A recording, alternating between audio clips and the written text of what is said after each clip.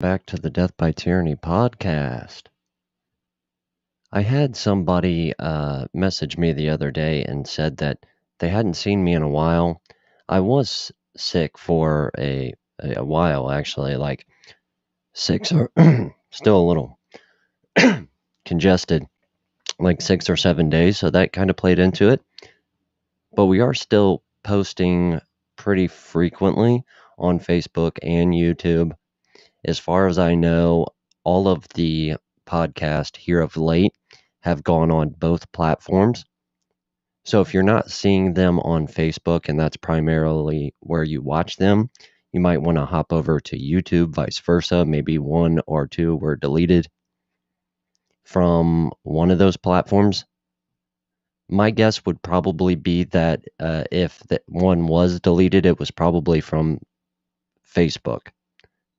And the reason I say that is today I was informed that I went against community guidelines for a post that I posted in 2021, January of 2021, that said if you still are confused on how Joe Biden can fuck up this bad, and then it just had a picture of Barack Obama.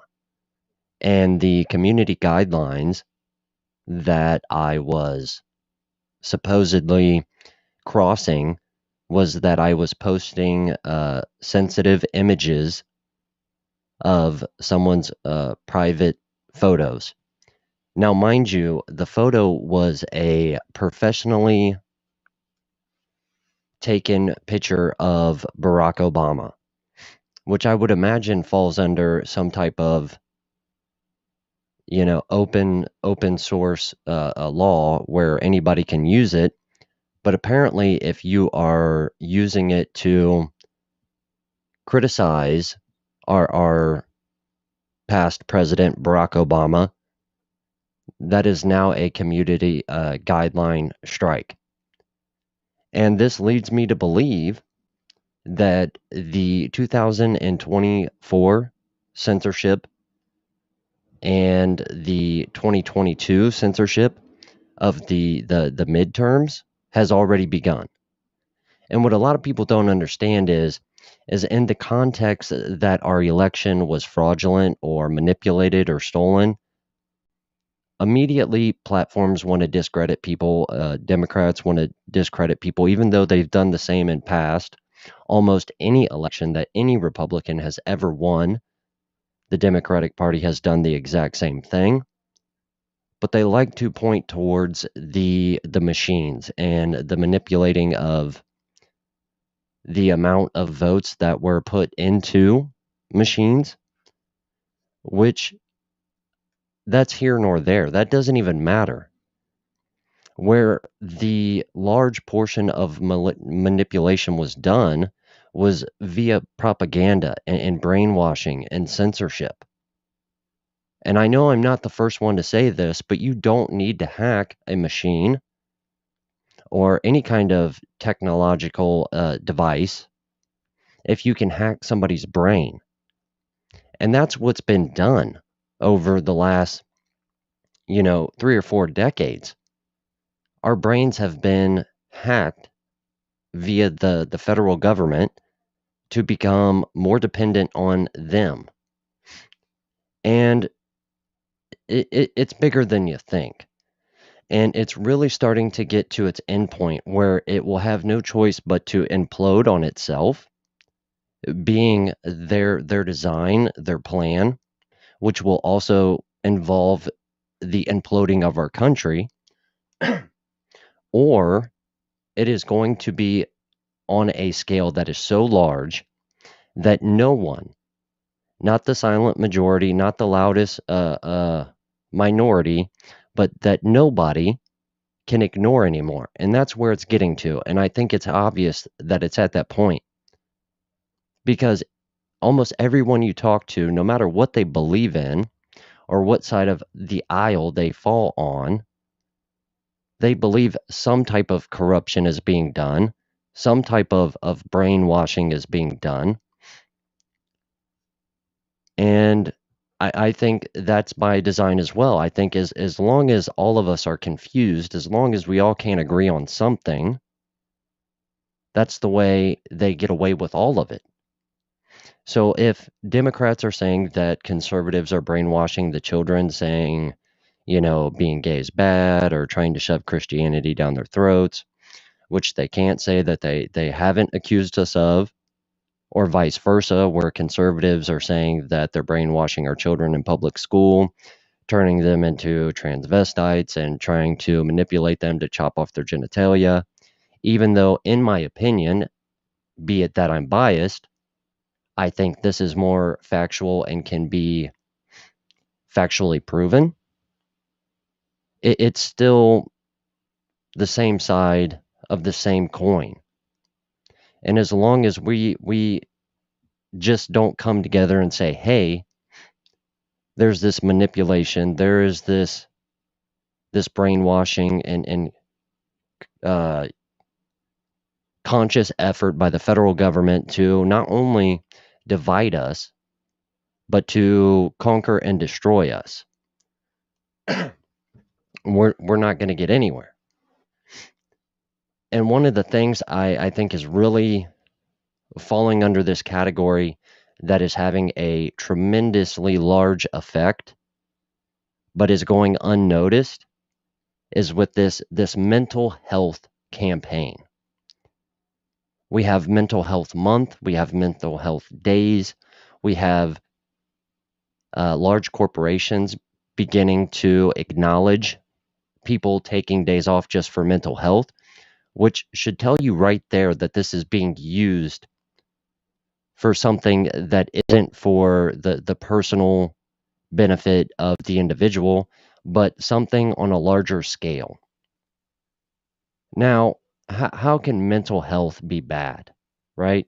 How can you, as an individual, taking all or the majority of your effort to make sure that your mental health is at its peak performance, a bad thing? Well, in all honesty, it's not. It's in the way that it's being packaged and delivered to the public. You even have people on the 2A advocate, conservative side that have begun talking about this mental health. And I think they do it more so than anything because that's their side of the argument in the gun control debate, as well as you have a large portion of those people being ex-military or active military. So they have a huge suicide rate there as well. So that's where them coming and preaching the mental health aspect of things comes into play. But here's the thing. In the 1950s, 1960s era, if you moved into a neighborhood and you were developing or establishing your home, you would have people, your neighbors, your community, come together and offer their help, introduce themselves, maybe mention what they're good at, what they can help at. Uh, a more common thing was that people would bring over dishes, and not like physical dishes, but like desserts or casseroles or something along those lines. And the reason for this is because they knew the person's kitchen wasn't set up yet. And they didn't want those new neighbors to have to struggle that night for dinner, that they would at least have something to put in their bellies while they were establishing their kitchen and putting it together. And this would normally probably go on for a week or so, that these neighbors would take it upon themselves to try to make the move on the new neighbor as easy as possible. Now, I'm going to tie all this in together, but I seen another person post today, which is one of the individuals that said they hadn't been seeing my podcast lately, wondered if I still did it. Of course I did it. I like to bitch about things. I'm very politically outspoken, as well as a huge to a advocate, constitutionalist. So as long as I don't have to pawn the little equipment I have left, I will continue to do the podcast. But Paul, if you're out there, hopefully you get to catch this one, because I seen your post today on Facebook talking about how, actually, you know what? I'll go ahead and pull it up. And it has no like sensitive information, so I don't think it's going to be doxing or anything of that nature. Hopefully I can find it and it's not that far down my timeline. But anyways, as I'm trying to find it, just in case I don't, it's something along the lines of, nowadays we are more so focused on trying to have as little pain as possible and as much pleasure as we possibly can. And this ties into what I'm trying to get at. The reason why mental health is at the forefront right now, not only is because it's so evident that our country is in turmoil and that it is just depressing, dramatic, chaotic. This is obviously going to bring out mental health issues, but us as Americans and our society have begun to take on this mindset that we should put ourselves first. And that's the issue I have with the mental health conversation. It's being abused just like most things. If we were talking about, in general, just mental health issues and how to solve those, that would be one thing. But for everybody in this country to go from trying to solve mental health issues to taking advantage of the mental health system and support that the federal government has set up for us, has been being put in motion for a long time. And if us as civilians still had this mindset where we took care of our neighbor, where we would sacrifice, where that not putting off pain in the goal to only absorb ourselves in as much pleasure as possible, but that to accept the pain that is sacrifice to make everyone else around us life a little bit better, this would have a trickle effect in the opposite direction. We wouldn't need mental health days to take off of work. We wouldn't need mental health awareness at the forefront like we do today. We wouldn't have school shooters like we do today. That's why we didn't have school shooters back then, because it wasn't about pushing off the pain and sacrifice in search for this everlasting ecstasy feeling, and saying that that is all that matters. Nowadays, it is very common, even the conservatives, and I'm looking at you, white conservative women, that are abusing this ideology of mental health and trying to say that I have to take care of myself and do what's right for me before I can help anybody else. That should just go as an underlining human function, but that should not be present at your forefrontal brain objectivity. You shouldn't wake up in the day and say, I am going to do my first priorities of the day is to make sure that I give myself as much pleasure and awesomeness as I possibly can before I think about anyone else.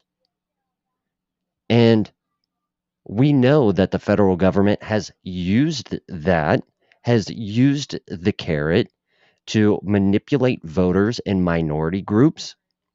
This is why the welfare system is so chaotic and is a failure. But we have dealt with it and have become so numb to this ideology that to think any other way would just be unbearably painful. But a little bit of pain, a little bit of sacrifice would prevent all of the other things altogether. There would not be such a need or push to have this be so centralized in our life if the first thought that was in our head after we got our day started was, what can I do to help someone else? But instead, we think, how much is it going to hurt me to do all of the things that I have to do that I don't want to do because of other people? That is a terrible mindset to have. And you will always have issues and problems go unsolved because you will never seek out accountability. You will never know the true underlying causes of these issues, mental health, because we're not looking for answers. I don't know. We're not looking for answers to how to solve problems. We're looking for answers on how to be more lazy, how to make it as easy as possible, how to make our PPs feel good. That is literally the number one priority of today in society. But just think about it.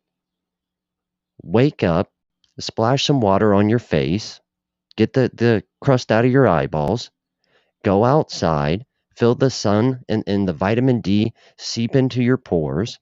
And then after that, as your brain gets going, start thinking about what can I do to make today a little bit better for everyone I come in contact with. Now, that's a big goal and a big task to take on, and you're not going to succeed. A lot of the times, you're not going to please or be able to help everyone, but you're going to be able to help someone. And that someone will have less mental health issues because you were willing to sacrifice a little bit.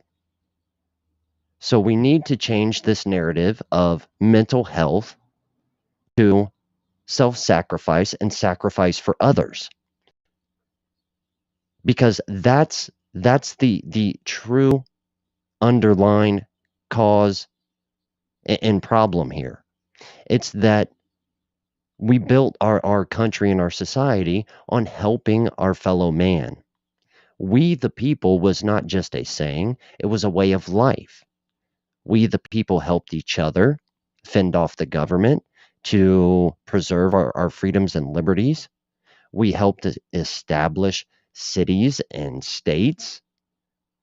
We helped establish a more efficient means of government until we didn't, until everything, for whatever reason, seemed too big of a task that we decided to start to minimalize things and helping each other or other people, and to only focus on ourselves.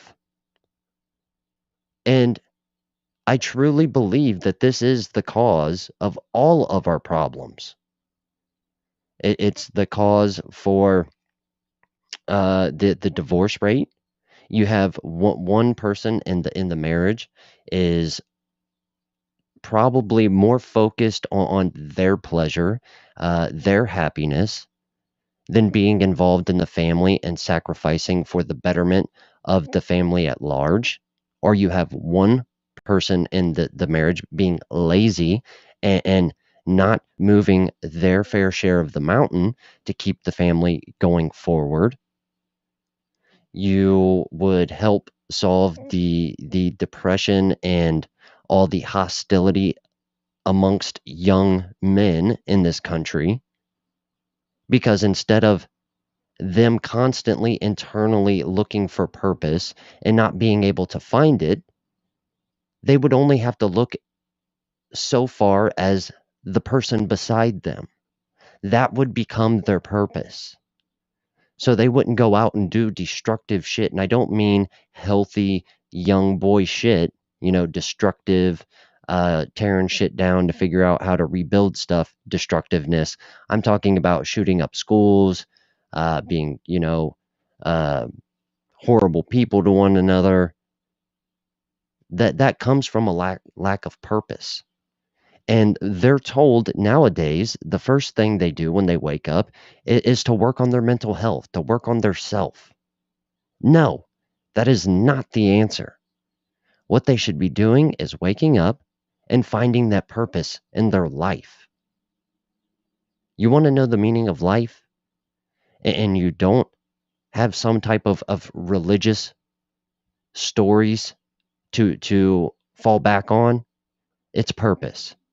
And I promise you, your purpose in this life is not to have as many orgasms as possible while you're breathing.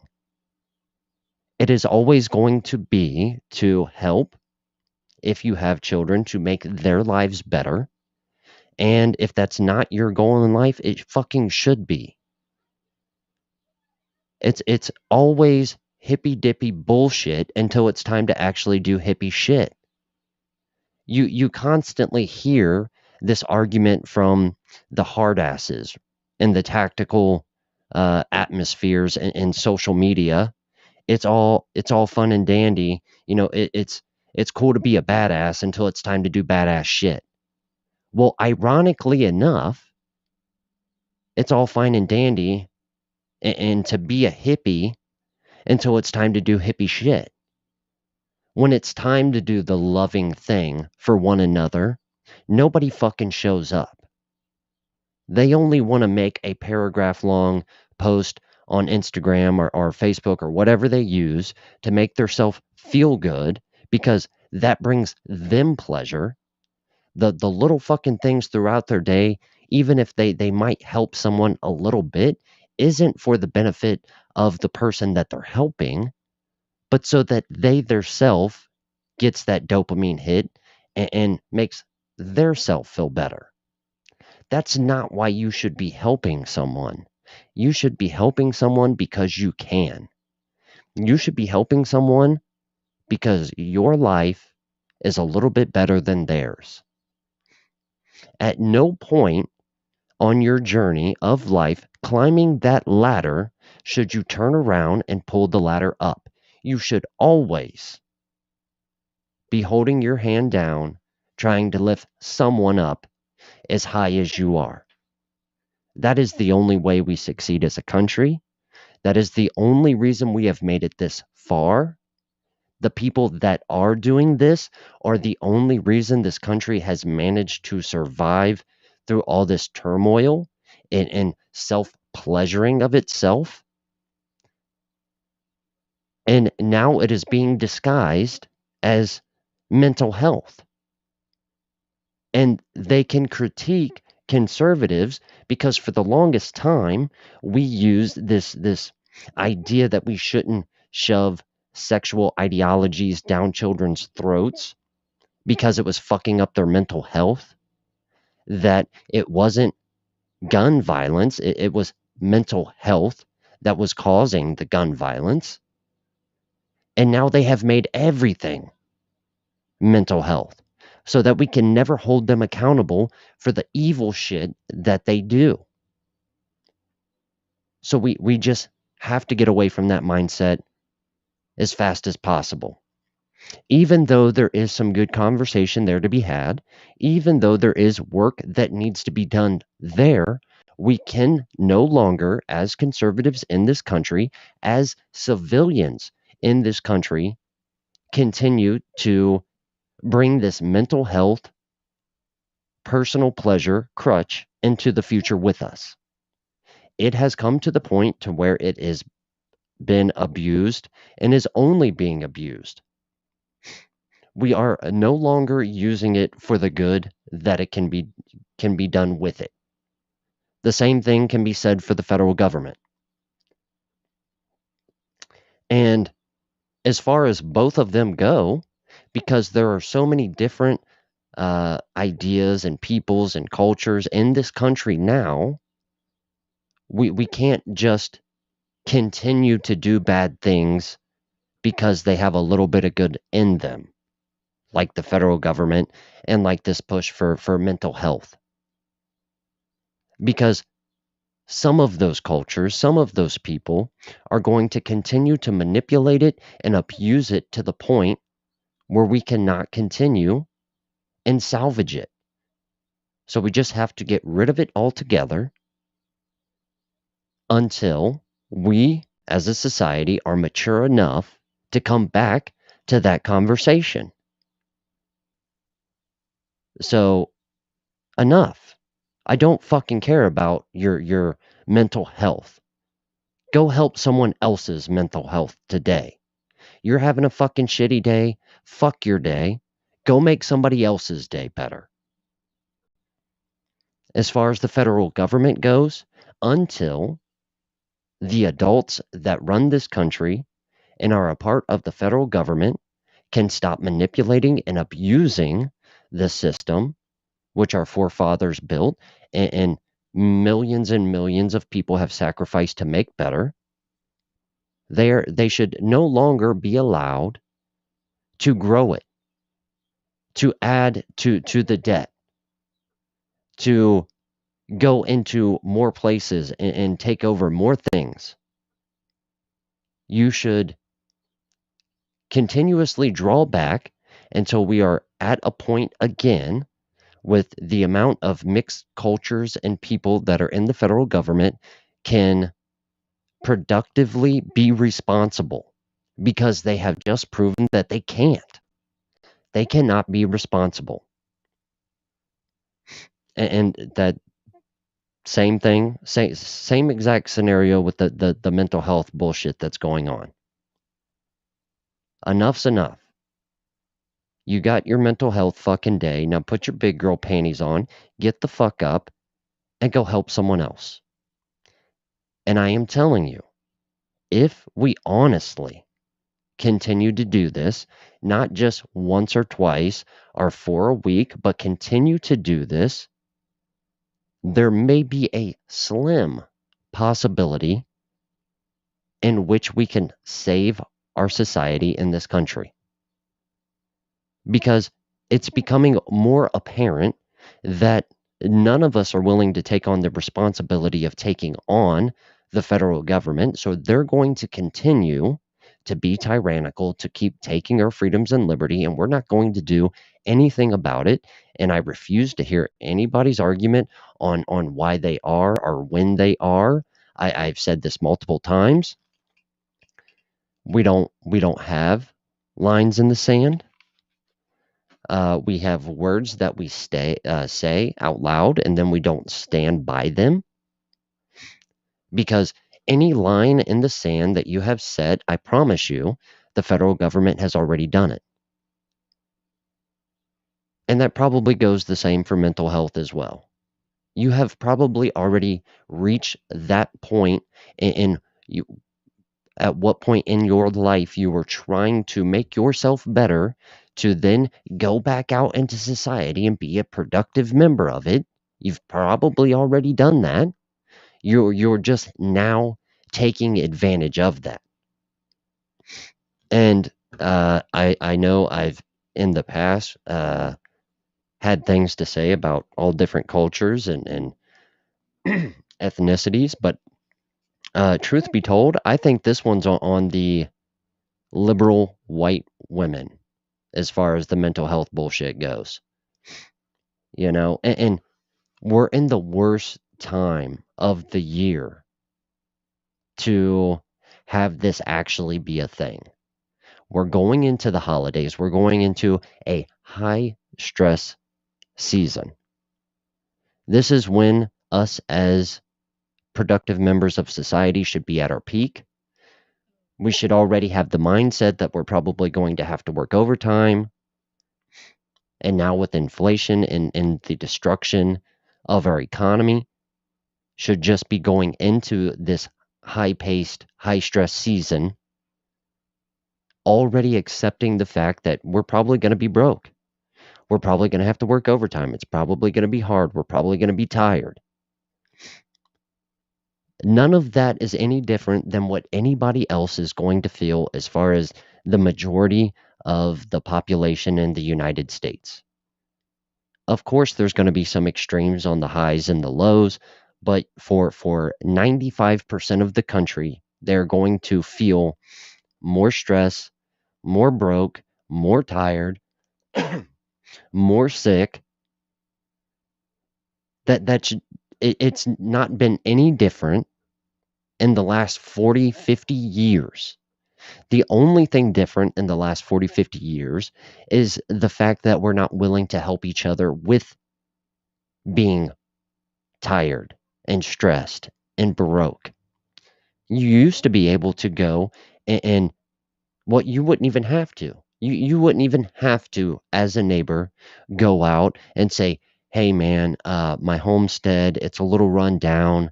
Um, the harvest this year didn't do that great. I don't know if I'm going to be able to afford to mend my fences. Uh, so I'm going to have to do it by myself this year. It's going to take time. I'm going to lose livestock." You wouldn't even have to ask that because your neighbor would already be there helping you. No, you might not be able to borrow the money to hire a crew to rebuild and update your homestead, but the homestead to your right and to your left would be there to help uplift yours to a manageable situation. And there are still people like that in this country. And the only reason that I can still hold on to that belief is that we're still a country. We are still somehow miraculously moving forward and to continue. We're not becoming a better country. We're not even not becoming worse of a country, but we are somehow surviving with as terrible as things are. And I don't mean that as as far as the economy or wartime or anything else that our ancestors have ever had to deal with in this country. I'm saying we are now in a worse position as far as our mindset and the kind of people, and I don't mean this ethnically or culturally, just the nastiness, the greediness, and the narcissisticness of people is at the worst it has ever been in this country. But there still has to be good people for there still to be a country, for that to even be a thing. That was probably a little bit confusing, but never mind. But just think about that. And like I said, what kind of spawned this message and this podcast was I keep seeing all of this emphasis on self-pleasure on social media. Uh, I'm not seeing any post with it going into the holiday season, Thanksgiving, things you should be thankful for, all of the, Easter, or not Easter, but Christmas, Halloween, all of these amazing holidays.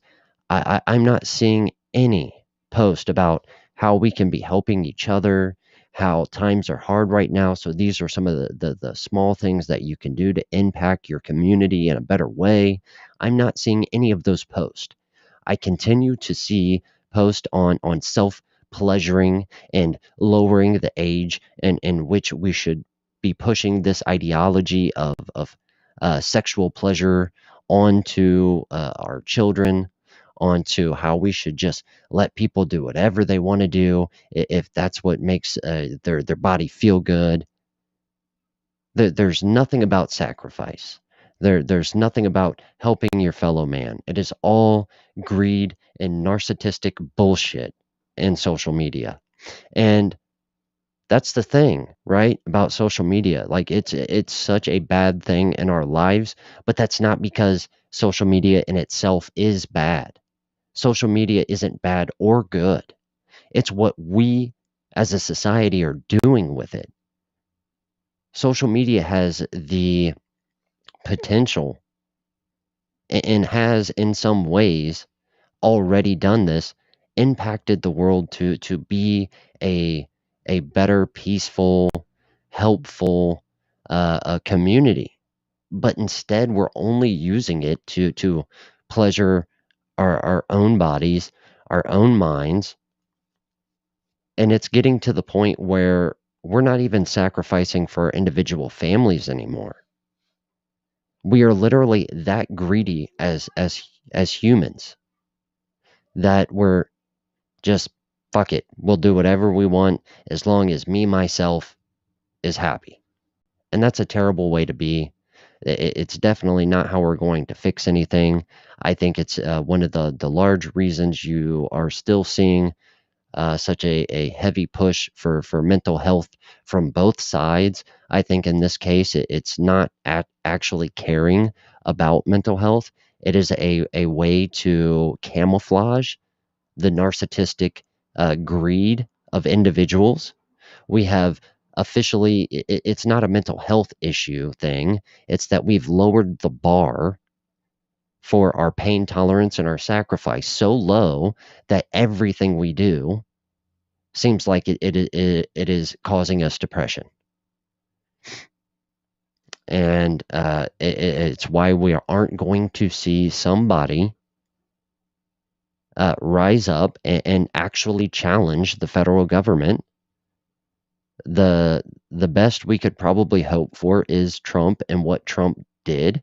And even that, instead of acknowledging that, you only have people criticize him, whether it be conservative or the liberals.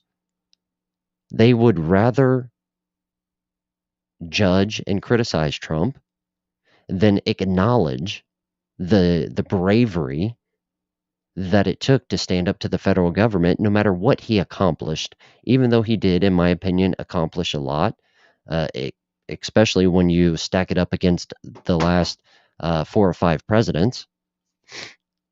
But I got to get off here. But so just keep that in mind. If I don't go in for overtime tonight, I might hop back over on here and maybe if some people care about this topic, they want to leave some comments on YouTube or Facebook. You can leave questions or answers or what you think or don't think or fuck off. I'm sure there's some assholes out there that are going to say that I don't care about suicide rates because I'm pushing back on this propaganda of mental healthness instead of trying to make society more stronger. But with that said, guys, I love you guys. Stay safe, stay prepared. God bless America first. Peace, y'all.